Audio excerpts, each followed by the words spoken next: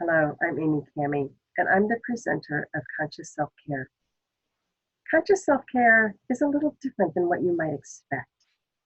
In this program, I introduce the concepts of resonance, sympathetic vibration, forced resonance, and entrainment. And I explain why and how our energetic presence affects those around us, and why and how other people's energy affects us. From this perspective, this expanded perception, taking care of ourselves takes on a whole new meaning.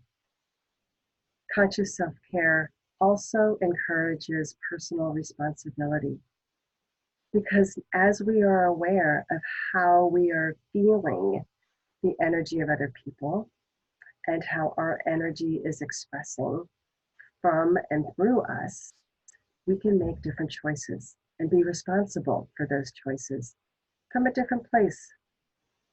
Conscious self-care also inspires compassionate change. As we recognize that every person brings with them into every moment their entire history of life experiences, there is a lot of energy there.